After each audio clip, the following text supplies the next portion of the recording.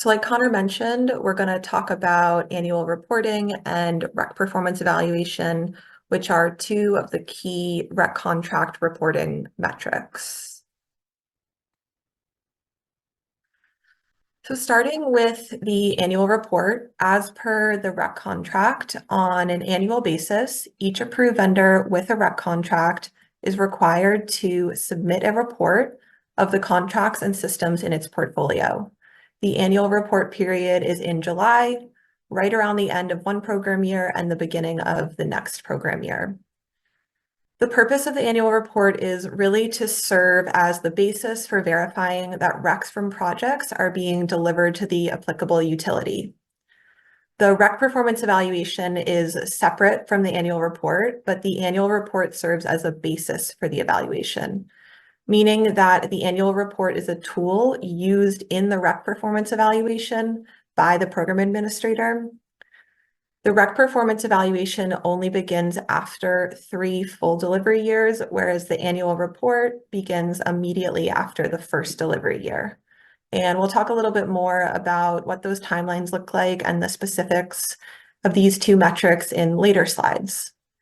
The program administrator completes the rec evaluation using finalized annual report data and shares the results with the IPA and the corresponding utility for further action, including acting on any required collateral drawdowns. So we can think of them as building blocks where the rec performance evaluation is based on the annual report process, and the collateral drawdown process is based on the rec performance evaluation. Next slide. Okay. So we're going to dig into the annual report before getting to the rec performance evaluation. To reiterate, on an annual basis, each approved vendor is required to submit an annual report that covers the contracts and systems in its portfolio, which serves as the basis for verifying that recs are being delivered as required. When we say recs delivered, we mean transferred through GATS or MRETs. So recs are counted for a certain delivery year based on transfer completion date, not the date that the rec was generated. If a rec has a transfer completion date between June 1st, 2023 and May 31st, 2024, it would count for the 2023-24 delivery year. So on the slide is the information that's required by AVs in the annual reporting process. On the left-hand side is information required by all AVs, and on the right-hand side is additional information that is required specifically for community solar projects. So starting with the information on the left-hand side, which is required from all AVs, the annual report requires reporting on recs delivered by each of the systems in the portfolio, the status of all systems that have been approved but not yet energized, including any extension requests requested and granted, energized systems that have not delivered recs in the given year, balance of collateral held by each utility for the approved vendor systems, a summary of requests for rec obligation suspensions, reductions, or eliminations, information on consumer complaints received, and some other information related to ongoing program participation, including use of graduates of job training programs and other information related to increasing the diversity of the solar workforce. On the right-hand side, we have additional information required for community solar projects, and that's the percentage of each system subscribed on a capacity basis, the number and type of subscribers, including capacity allocated to each type, and subscriber turnover rates. You'll notice that some of the information on this list has an asterisk next to it. Those are items that will be provided in a report format by the program administrator to the approved vendor to review and confirm their accuracy. So for those items, Energy Solutions will be generating a report, sharing it with the approved vendors, and approved vendors will then submit confirmation of report accuracy as well as the remaining annual report response information. So just to reiterate one more time, that's information that the program administrator is creating reports for the approved vendor, and the approved vendor is confirming accuracy of those reports. Next slide.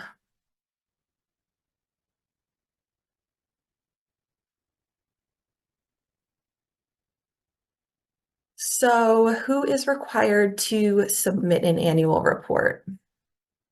All approved vendors will be invited to respond to the annual report, regardless of having a REC contract or not. Submissions of the REC annual report is a requirement of the REC contract, and therefore, if an approved vendor does not have an active REC contract, they are technically not required to submit an annual report. If an approved vendor does have an active REC contract, non-submission of the annual report by the deadline is an event of default, which may result in removal of all projects from the contract, return of any incentive payments received, and may also result in disciplinary action against the approved vendor. The information in the red box gives a brief overview of the annual report process. Approved vendors will receive an email at the end of the given program year, inviting them to respond to the annual report. The email will include a link to the approved vendor guide, which is a step-by-step guide on how to access all the information needed for this, how to complete the process. It's really all the information needed from A to Z for the annual report process. Also in the email will be a link to the AV's SharePoint folder. So for this process, SharePoint will house any of the program administrator generated reports that are required for this process. For example, you would see a Recs delivered by each of the systems report in your SharePoint folder, and that's what you'll be expected to review and respond to its accuracy. Also included in the email is a link to the annual report response form. So that's an online form that you'll use to indicate if the reports in SharePoint are accurate and provide any of that additional annual report information.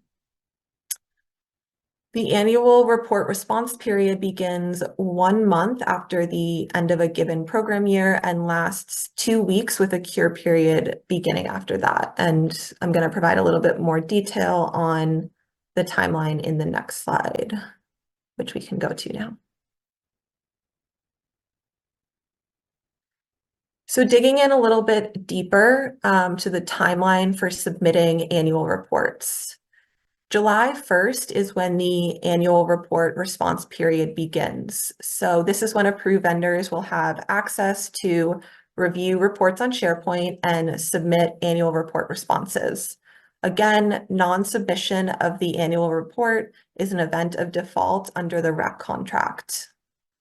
Approved vendors have roughly 2 weeks to respond to annual reports. After 2 weeks, the annual report response period ends. So around July 17th is the deadline to submit annual report responses. Not filing an annual report by the deadline may jeopardize an approved vendor's standing in the program. Beginning after the annual report response period ends, that's when the annual report cure period begins. So the program administrator will contact approved vendors to cure any report discrepancies. Annual reports that were not submitted during the response period will not be accepted during the cure period. So the cure period is strictly for curing issues identified in already submitted annual reports. The program administrator then has roughly 2 months for the annual report cure period. And around October 2nd is the last day for the program administrator to inform approved vendors of any annual report discrepancies. Mid-October is when annual reports are finalized, and there's no modifications to submissions after this date. So this is a rough timeline. These are the dates that were used for the 2023-24 program year. Future program years will likely have similar dates, but may not be exact due to weekends and holidays. Okay, next slide.